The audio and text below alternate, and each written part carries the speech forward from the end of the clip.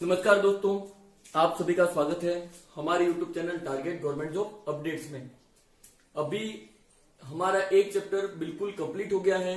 LCM HCF का जितने भी टाइप थे, जितने भी क्वेश्चन आ सकते थे, मोस्टली मैंने आपको करवा दिए। ठीक है, अब हम आज नया चैप्टर शुरू करने वाले हैं। उसके पहले मैंने आपको कल कहा था कि हम एलसीएम एचसीएफ का टेस्ट लेने वाले हैं। तो दिन मैंने कहा था आपको 2 दिन बाद, तो 24 अप्रैल शुक्रवार को आपका टेस्ट होने वाला है। ठीक है, 24 अप्रैल शुक्रवार को आपका टेस्ट होगा एलसीएम एचसीएफ का। 20 सवाल होंगे, 40 मिनट का आपको समय मिलेगा और सुबह मॉर्निंग में 8 से 8:40 का आपका टाइम रहेगा। जो उस मैसेज का लिंक है वो मैं आपको आज के वीडियो के कमेंट बॉक्स में उसको मैं पेस्ट कर दूंगा, आप वहां से उसकी लिंक ले सकते हैं। दूसरा टेलीग्राम चैनल है, मैं वहां पे भी उसकी लिंक प्रोवाइड आपको करवा दूंगा। टेस्ट आप ध्यान रखना 8 बजे ही ओपन होगा 24 अप्रैल को। एलसीएम एचसीएफ का जितना मैंने टाइप पढ़ाया, हाँ उससे कुछ एक्स्ट्रा या हाई लेवल के क्वेश्चन हो सकते हैं, क्योंकि मैंने आपको पहले ही कहा है सारा हम यहाँ पे कवर नहीं कर सकते थे, लेकिन आप अच्छी तरह उसको पढ़कर आप टेस्ट दे देना। ठीक है, आज हम नया चैप्टर शुरू करने वाले हैं, एक की नियम, यूनिटरी मेथड। अब ये चैप्टर मैंने रीजन आपको बता दिया, लेवल 1 में तो है ही है, पटवारी में भी इस साल ये चैप्टर नया जुड़ा है। ठीक है, उसके साथ लेवल 2 साइंस में एक प्रश्न आता है इससे रिलेटेड। ठीक है, भले आपके चैप्टर या आपके सिलेबस में नहीं हो, लेकिन एक की नियम का क्वेश्चन आपके आता है। अब हम चैप्टर शुरू करेंगे। क्या मतलब होता है एक की नियम का? तो बुकों में जो लिखा उस हिसाब से एक का सिद्धांत, यानी आप एक की वैल्यू फाइंड कर लो तो बाकी आप कितने भी नंबर का मान ज्ञात कर सकते हो, उसे बोलते हैं एक की नियम। अब सबसे पहले हम कुछ भी पढ़े उसके पहले ये आपके मैथ्स में कैसे काम आता है, तो जो आपके अंक गणित है वो इसके बिना अधूरी है, आप ऐसे मान सकते हो। जो आपके अंक गणित के जितने भी आपके चैप्टर, आप कोई भी ले लो, परसेंटेज, लाभ हानि, अनुपात, समानुपात, साधारण ब्याज, चक्रवृद्धि ब्याज, औसत, आप कोई भी चैप्टर ले लो, यहाँ तक कि एलसीएम एचसीएफ भी पढ़ा दिया, उसके भी जो बेसिक क्वेश्चन है वो इसके ऊपर डिपेंड है। एक की नियम आपके अंक गणित का आप मान सकते हो आधार स्तंभ है, इसके बिना आप आगे नहीं बढ़ सकते। हाँ, ये हो सकता है कि आपकी प्रैक्टिस अच्छी हो गई हो, आपकी मैथ बहुत अच्छी हो, तो कहीं ना कहीं आपको लगता है हम इसका यूज नहीं कर रहे, लेकिन हम डायरेक्टली आपको लग रहा होगा कि हम इसका यूज नहीं कर रहे, इनडायरेक्टली आपका यूज इसी का है। कैसे, मैं आपको समझा दूं। एक की नियम का मतलब है अगर आप एक का मान निकाल दो, अगर आप एक का मान निकाल दो तो आप अनेक का मान यानी बहुत सारों का मान निकाल सकते हो। ठीक है, अब बहुत सारे सोच रहे होंगे कि ये तो बहुत इजी चैप्टर है। ये इजी नहीं है, क्योंकि इसमें बहुत सारे चैप्टर इंटरलिंक है। ठीक है, अपने सिलेबस में तो एक की नियम लिखा है, एक की नियम में बहुत सारे चैप्टर हैं। तो मैं आपको बता दूं कौन कौन से चैप्टर हैं। तो एक तो खुद एक की नियम जो बेसिक सवाल है वो, ठीक है, इसीलिए हम इसको बोलते हैं समानुपात। समानुपात से रिलेटेड जितने सवाल हैं, क्या मतलब है अब समानुपात का, तो वो मैं आपको अभी थोड़ी देर में डिस्कस कर दूंगा। ठीक है, दूसरा है व्युत्क्रमानुपात। व्युत्क्रमानुपात, ये 2 मेन चीजें हैं आपके। एक है समानुपात, प्रोपोर्शनल में जो रेशियो चलते हैं, दूसरा व्युत्क्रमानुपात जो इनवर्स में रेशियो चलते हैं, वो सब एक की नियम में आता है। कैसे, तो एक की नियम का बेस है आप एक का मान निकालो। आपने एक का मान निकाल दिया, लेकिन एक का मान निकालने के बाद भी जब आप बहुत सारी चीजों का मान निकालते हो तो आपको पता होना चाहिए कि मान बढ़ेगा या घटेगा। समझा दूं मैं, सबसे बेस्ट एग्जांपल है वस्तुओं की संख्या। वस्तुओं की संख्या और वस्तुओं का मूल्य, आप इन दोनों से कंफर्म कर सकते हो। ठीक है, अगर आपको एक वस्तु का मान दिया हो, अगर आपको कहे एक वस्तु है, उसका मूल्य आपको दिया है 20 रुपए है, अब आपको पूछे 10 वस्तुओं का मूल्य कितना होगा, फिर आपको पूछे 10 वस्तुओं का मूल्य कितना होगा। अब चलो आंसर सब ले भी आओगे, मुझे समझाना है समानुपात का क्या मतलब है। समानुपात का मतलब है अगर आपका ये मान बढ़ रहा है, अगर आपका एक मान बढ़ रहा है तो आपको पता चल जाएगा दूसरा मान भी बढ़ेगा। जैसे वस्तुओं की संख्या बढ़ेगी तो वस्तुओं का मूल्य भी बढ़ेगा, उसे बोलते हैं समानुपात में समानुपात बोलते हैं। ठीक है, उसे बोलते हैं समानुपात, यानी एक का मान बढ़े तो दूसरे का मान भी बढ़े, उसको बोलते हैं प्रपोर्शनल, समानुपात में बढ़ना। उल्टा अगर एक का मान घटे तो दूसरे का मान भी घट रहा है, उसे भी बोलते हैं समानुपात। आपको समझ में आना चाहिए समानुपात का क्या मतलब है। तो ऐसे जितने भी क्वेश्चन इस पर डिपेंड है कि आपकी एक वस्तु बढ़ रही है तो दूसरी भी बढ़ेगी, एक कम हो रही है तो दूसरी भी कम हो रही है, वो समानुपात या प्रोपोर्शनल में आते हैं, ठीक है। दूसरा व्युत्क्रमानुपात। व्युत्क्रमानुपात में आपकी वस्तुओं के मान तो बढ़ रहे हैं, जरूरी नहीं वस्तुओं की जगह कोई भी मान हो सकता है, ठीक है। एक मान, कोई भी एक मान आपका बढ़ रहा है तो बदले में दूसरा मान घट जाए, बदले में दूसरा मान घट जाए। तब आप सोच रहे हो ऐसा कैसे पॉसिबल है, तो मैं आपको एग्जांपल दूं। मजदूरों की संख्या, मजदूरों की संख्या और बदले में दिन। आपके पास 20 मजदूर हैं और वो आपका एक काम 5 दिन में कर रहे हैं। आपके पास 20 मजदूर हैं और आपका काम 5 दिन में कर रहे हैं।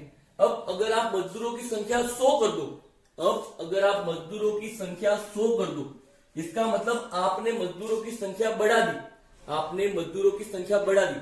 तो अब आप चेक करो आपके दिन बढ़ेंगे या घटेंगे। अब जितने ज्यादा लोग होंगे उतना कम समय लगेगा, जितने ज्यादा लोग होंगे उतना कम समय लगेगा, यानी आपके दिन कम हो जाएंगे। इसीलिए मैं बता रहा हूं, इसको बोलते हैं व्युत्क्रमानुपात। चैप्टर नहीं पढ़ रहे, चैप्टर तो हम अभी भी टाइप वाइज ही पढ़ेंगे। मैं सिर्फ समझा रहा हूं कि एक ही नियम में 2 तरह के चैप्टर से रिलेटेड सारे क्वेश्चन आपके बनते हैं। एक है समानुपात, एक मान बढ़ता है तो दूसरा भी मान बढ़ेगा, एक मान घटता है तो दूसरा भी घटेगा। दूसरा है व्युत्क्रमानुपात वाले चैप्टर, एक मान बढ़ेगा तो दूसरा कम होगा और एक मान कम होगा तो दूसरा बढ़ेगा। इससे रिलेटेड आपके सारे जो चैप्टर हैं वो एक एक ही नियम में आएंगे और मैं कोशिश करूंगा कि आपको सारे यहाँ पे क्लियर करवा दूं, ठीक है। क्योंकि बाकी लोग तो बोल रहे हैं एक एक नियम बहुत सरल है, आप छोड़ दो, तो छोड़ने वाला चैप्टर नहीं है। आप ध्यान रखना, इसमें बहुत सारे चैप्टर आपके लिंक होंगे, ठीक है। अब समानुपात के लिए मैं आपको बता दूं, सबसे सिंपल है, वही है वस्तुओं की संख्या।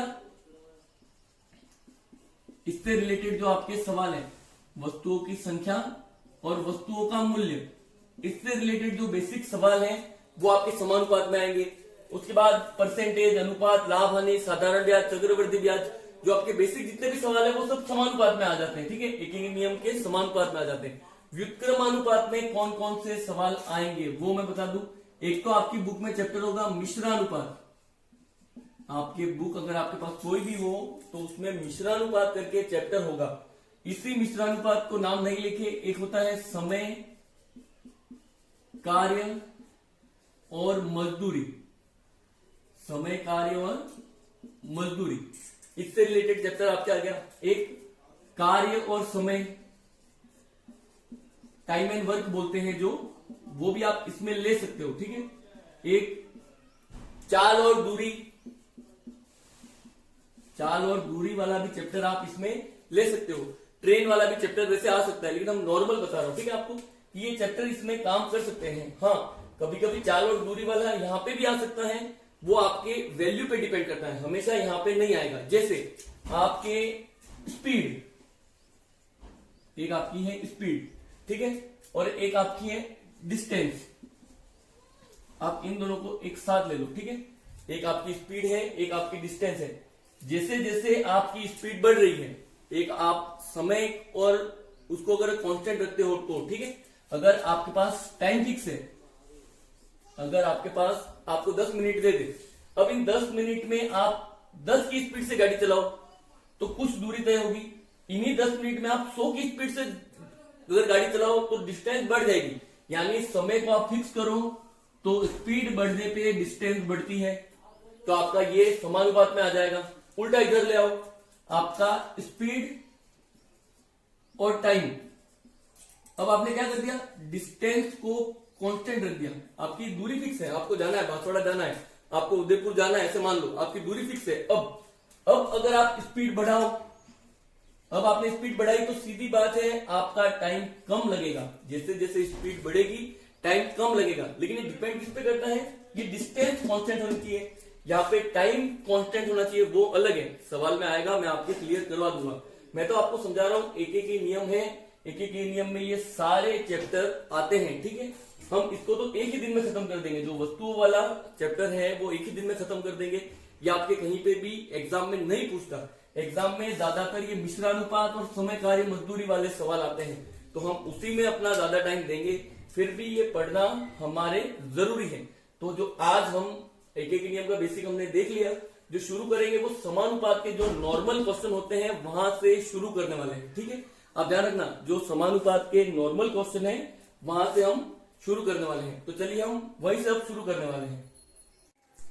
यहाँ पे कुछ बिल्कुल बेसिक सवाल मैंने लिखे हैं। ठीक है, हो सकता है आपको ये बहुत इजी लगे, लेकिन अब शुरू कर रहे हैं तो आपको ये पढ़ना जरूरी है। ठीक है, मैंने यहाँ पे 5 सवाल बहुत ही सिंपल लिखे हैं और कुछ मिश्र भिन्न वाले सवाल हैं, वो हम अगली क्लास में देखेंगे। यानी 2 दिन तक तो हम समानुपात से रिलेटेड सवाल ही पढ़ने वाले हैं। ठीक है, तो हम शुरू से चेक करें। पहला सवाल आपको पढ़ना है। ठीक है, यदि एक किताब का मूल्य 20 रुपए है तो ऐसी ही 5 किताबों का मूल्य कितना होगा।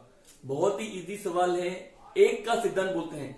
यानी जब आपको एक का मान दे और अनेक का मान पूछे, जब आपको एक का मान दे और अनेक का मान पूछे, क्योंकि लेवल 1 वालों के तो टीचर बनने के बाद स्कूल में भी पढ़ाना है। अब पहली दूसरी क्लास का बच्चा होगा तो आप उसको तरीके नहीं बता सकते, या आप ऐसा मत सोचना कि ये तो बहुत इजी है, उसको तो आपको सिखाना ही पड़ेगा। तो उस हिसाब से ये देख लेना कि हम सीख रहे हैं। अगर आपको एक का मान दिया है और अनेक का पूछे, तो इसलिए छोटे बच्चे याद रखते हैं गुणा करेंगे, इसलिए हम याद रखते हैं गुणा करेंगे। अगर एक का मान दे और अनेक का पूछे तो हम क्या करते हैं, गुणा करते हैं। तो पहले तो उसी सिद्धांत पे चलते हैं। एक पुस्तक का मूल्य कितना है, 20 रुपए, तो ऐसी ही 5 किताबों का मूल्य कितना है, तो हम 5 का गुणा करेंगे। 5 का गुणा इधर किया तो 5 का गुणा इधर भी करना पड़ेगा, तो 100 रुपए। एक किताब का मूल्य 20 रुपए है तो ऐसी 5 किताबों का मूल्य कितना होगा, 100 रुपए। यानी हम बोलते हैं गुणा करना, एक से अनेक पूछे तो गुणा करना। और अभी मूल्यों वाले ही सवाल लिखे हैं मैंने, तो आप सोच सकते हो कि ये समानुपात से ही है। यानी या तो एक से अनेक पूछे तो गुणा करेंगे, अनेक से एक पूछे तो हम भाग करने वाले हैं। ठीक है, अब जो आगे सवाल आएंगे उसके लिए आप ध्यान रखना, अनुपात में आप बदल सकते हो। 1:20, एक का मूल्य 20 है, एक का मूल्य 20 है, हमें 5 का अनुपात का मान निकालना है। 1 अनुपात बराबर 20 है, तो 5 अनुपात का मान 20 × 5 100 आएगा। हम आगे सवाल अनुपात में भी इसको कन्वर्ट करते जाएंगे। ठीक है, चलते हैं दूसरे सवाल की तरफ। यदि 15 वस्तुओं का मूल्य 1275 रुपए है, अब आप ध्यान रखना, इस बार अनेक से एक पूछा है, अनेक से अनेक का मान दिया है और आपको एक का मान पूछा है। 15 वस्तुओं का मूल्य 1275 रुपए है, तो एक वस्तु कितने में आएगी, यानी आपको अनेक से एक पूछा है। तो स्कूल वालों को हम क्या बताएंगे, भाग करना है हमें। तो हम 15 वस्तुओं का मूल्य इतना है तो 15 का भाग करेंगे, इसको बोलते हैं अनेक से एक का सिद्धांत। ठीक है, आप भाग कर देना। अब अभी मैंने कहा हम अनुपात में बदलेंगे। ये वस्तुएं होगी आपकी, 15 वस्तुओं का मूल्य रुपए में कितना है, 1275 रुपए। अनुपात में बदलो, जितना कटे उतना काटना है। अनुपात का मतलब ध्यान रखना, जितना कटे उतना आपको काटना है। 15 से कट सकता है तो आप 15 से एक बार चेक कर लो, 15 से एक बार, और 15 से इसको देखो, 15 8 120, शेषफल 7 और 15 5 75। एक अनुपात का मान 85 है। अभी सवाल में एक अनुपात का मान ही पूछा है। एक वस्तु कितने में आएगी, तो एक वस्तु 85 रुपए में आपके आ जाएगी। एक वस्तु आपके 85 रुपए में आएगी। ध्यान रखना, अनुपात में बदलेंगे, भले एक से अनेक पूछा हो या अनेक से एक पूछा हो, अनुपात में बदलना है। ठीक है, तीसरा सवाल पढ़ना है। 15 पेनों का मूल्य 240 रुपए है, तो 6 पेन कितने रुपए में आएंगे। यदि 15 पेनों का मूल्य 240 रुपए है तो 6 पेन कितने में आएंगे। हमें कुछ नहीं करना है, हमें अनुपात में बदलना है। वस्तुएं कितनी है, 15, और मूल्य कितना है, तो रुपए में मूल्य है 240 रुपए। जितना कटे उतना काटना है, ध्यान रखना, जितना कटे उतना काटना है। पूरा कट जाए तो भी अच्छा है, लेकिन अभी जितना कटे उतना काटना है। ठीक है, 5 से काट के देखते हैं। 5 से इसको काटोगे तो 3, और 5 से इसको काटो, ठीक है, 4 बार और 8 बार। फिर ये 3 से भी कट रहा है, 3 से काटोगे तो 1, और इसे 3 से काटोगे 16। एक अनुपात का मान 16 है। 1 अनुपात का मान 16 है। कितने अनुपात का मान पूछा है? 6 पेन कितने में आएंगे? ये वस्तुओं की संख्या पूछी है 6, 1 अनुपात का मान 16 है, तो 6 अनुपात का मान यानी 6 का गुणा करना है, तो 16 इंटू 6 96, 96 आपका आंसर है। 6 पेन 96 रुपए में आएंगे। अनुपात में आपको बदलना है, ठीक है, इन वस्तुओं को और रुपए को अनुपात में बदलना है। चौथा सवाल आप देख सकते हैं, यदि एक कार 12 घंटे में 900 किलोमीटर दूरी की यात्रा करती है तो वह 9 घंटे में कितनी दूर जाएगी? फिर से आपको ये कंफ्यूज नहीं लगाना कि विक्रमानुपात है, क्योंकि अभी तो हम समानुपाती पढ़ रहे हैं। फिर भी आपके समय और दूरी दिए, समय और दूरी यानी आपकी स्पीड फिक्स है, स्पीड आपकी फिक्स है। अब आप सोचो कि आपकी एक स्पीड है, 60 की स्पीड है आपकी। अब आप 5 घंटे में 100 किलोमीटर जा रहे हो, तो 10 घंटे में 200 किलोमीटर, उसका डबल करो, वो भी डबल होगा। यानी ये समानुपात का ही सवाल है। आपका समय और इधर है दूरी, 12 घंटे में 900 किलोमीटर की दूरी तय हो रही है।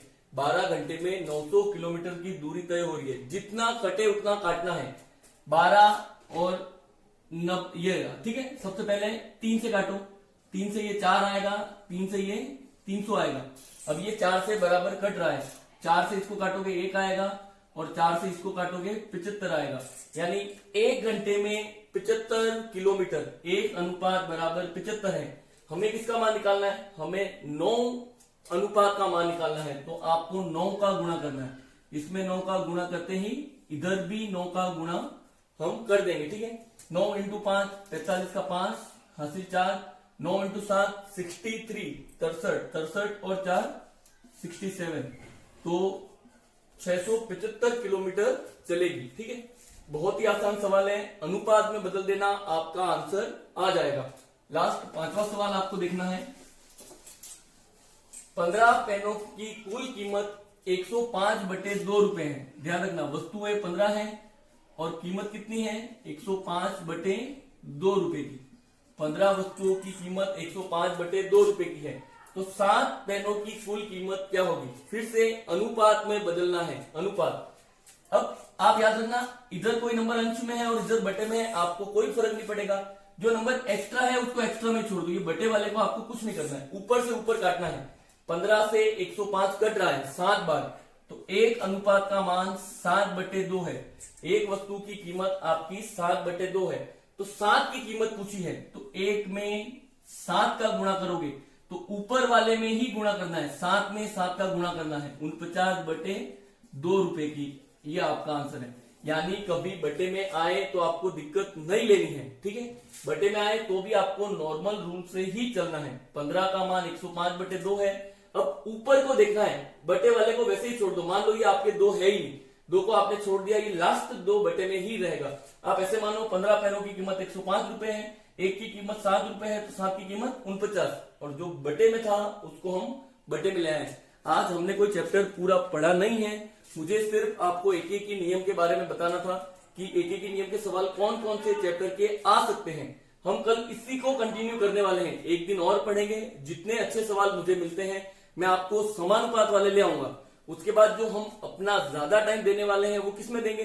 तो वो समय कार्य वाले में देंगे, क्योंकि उसका एक सवाल हर साल आता है, ठीक है।